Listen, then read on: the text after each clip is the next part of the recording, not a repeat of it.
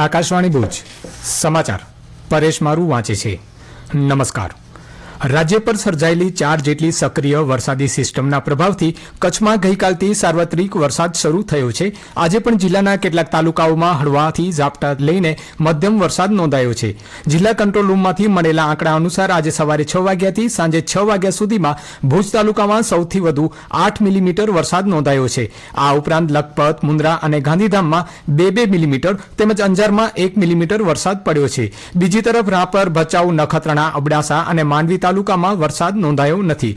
ચાલુ મોસમની વાત કરીએ તો કચ્છ જિલ્લામાં અત્યાર સુધી મોસમનો કુલ વરસાદ 944 મિલીમીટર એટલે કે 37.17 ઇંચ જેટલો નોંધાયો છે।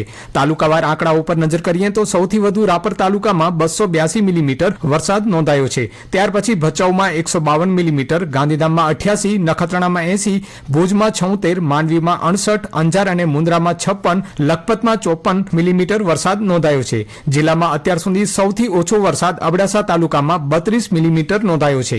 હવામાન વિભાગના રિપોર્ટ અનુસાર આજના દિવસે કચ્છમાં ભારેથી અતિભારે વરસાદની આગાહી કરવામાં આવી છે। આ સમયગાળા દરમિયાન જિલ્લાના છૂટાછવાયા વિસ્તારોમાં વીજળીના કડાકા ભડાકા સાથે 30 થી 40 કિલોમીટર પ્રતિ કલાકની ઝડપે તોફાની પવન ફૂંકાઈ શકે છે। ત્યારબાદ 26 અને 27 જુલાઈના 2 દિવસો દરમિયાન પણ કચ્છના ઘણા સ્થળોએ હળવોથી મધ્યમ વરસાદ અને ગાજવીજ થવાની શક્યતાઓ વ્યક્ત કરવામાં આવી છે।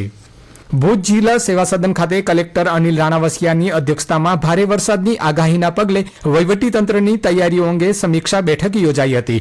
કલેક્ટરે વિડીયો કોન્ફરન્સ દ્વારા તમામ પ્રાંત અધિકારીઓ અને તમામ મામલતદારો સાથે ચર્ચા કરી સરહદી સહિત તમામ તાલુકાઓમાં અતિભારે વરસાદની સંભાવનાને ધ્યાનમાં રાખી આગોતરા આયોજનના નિર્દેશ આપ્યા હતા। બેઠકમાં ડી વોટરિંગ, ટ્રી ટ્રીમિંગ, પ્રવાસી સ્થળો બંધ રાખવા, એનડીઆરએફ, એસડીઆરએફની ટીમ તૈનાત કરવા, સ્થળાંતર અને રોડ રિસ્ટોરેશનની કામગીરી યુદ્ધના ધોરણે કરવા સૂચના અપાઈ હતી। વહીવટીતંત્રએ નાગરિકોને જોખમી રસ્તાઓ કે વરસાદી પાણીમાં ન ઉતરવા અને માર્ગદર્શિકાનું પાલન કરવા ખાસ અપીલ કરી છે।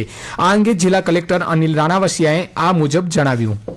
રાજ્ય સરકાર તરફથી આઈએમડી વિભાગ તરફથી ભારે વરસાદની આગામી 24 કલાક માટે એક આગાહી કરવામાં આવી છે। આ આગાહીમાં ખાસ તો ફ્લેશ ફ્લડ પ્રકારની એક સિચ્યુએશન કે જેમાં ખુદ ઓછા સમયમાં વધારે વરસાદ પડી જાય એવી પરિસ્થિતિ નિર્માણ થતી હોય છે। આ આખી પરિસ્થિતિ છે એ ખાસ તો જે રાપર, ભચાઉ, અંજાર, ગાંધીધામ, માંડવી, મુન્દ્રા, ભુજ આ તાલુકાઓ અને આસપાસના વિસ્તાર માટે ઇસ્યુ કરવામાં આવી છે। એના માટેની જરૂરી જે સંકલન તમામ વિભાગો સાથે છે એ કરી લેવામાં આવ્યું છે। ચાહે પોલીસ વિભાગ હોય, રેવન્યુના અલગ અલગ વિભાગના અમારા કર્મચારી હોય, શિક્ષણ વિભાગ, આઈસીડીએસ વિભાગ, હેલ્થ વિભાગ, તમામ નગરપાલિકાઓ સાથે સાથે આર્મી, બીએસએફ, કોસ્ટગાર્ડ જેવી એજન્સીઓ સાથે પણ આના માટે જરૂરી સંકલન આજે આપણે કરી લીધું છે। આપના માધ્યમથી ખાસ લોકોને વિનંતી છે કે આ પરિસ્થિતિમાં મેં જણાવ્યું એ પ્રમાણે ખૂબ ઓછા સમયમાં અતિ ભારે વરસાદ પડતો હોય છે એટલે રિસ્પોન્સનો ટાઈમ જે છે ખૂબ ઓછો મળતો હોય છે। એટલે આવી પરિસ્થિતિમાં બિનજરૂરી બહાર નીકળવાનું ટાળશો અને રાજ્ય સરકાર તરફથી અને વહીવટી તંત્ર તરફથી જે પણ સૂચનાઓ મળે એનું ખાસ પાલન કરશો। કચ્છ જિલ્લામાં સતત ભારે વરસાદના કારણે નાગરિકોને મુશ્કેલી ન પડે તે માટે કલેક્ટર અનિલ રાણાવસિયાના માર્ગદર્શન હેઠળ જિલ્લા કંટ્રોલ રૂમ શરૂ કરવામાં આવ્યો છે। રાહત બચાવ કામગીરી, વીજ પુરવઠો, રસ્તા અને ડેમના જળસ્તર પર નજર રાખવા આ કંટ્રોલ રૂમ 24 કલાક કાર્યરત છે।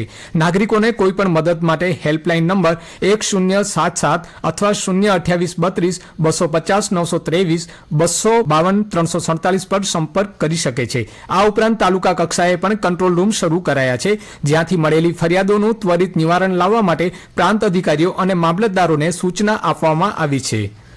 ભારે વરસાદની પરિસ્થિતિને ધ્યાનમાં રાખીને પશ્ચિમ કચ્છ જિલ્લા પોલીસે જાહેર જનતાને સાવચેત રહેવા અપીલ કરી છે। વરસાદ દરમિયાન કોઈ પણ ઇમરજન્સી કે મદદ માટે નાગરિકોને emergency number 112, police control room number 02832 250 960 અથવા પોલીસ હેલ્પલાઇન નંબર 63 596 29 104 પર તાત્કાલિક સંપર્ક કરવા જણાવાયું છે। ગુજરાતમાં ભારે વરસાદ અને અતિવૃષ્ટિની સ્થિતિના પગલે વહીવટીતંત્ર દ્વારા નાગરિકો માટે મહત્વની અપીલ કરવામાં આવી છે।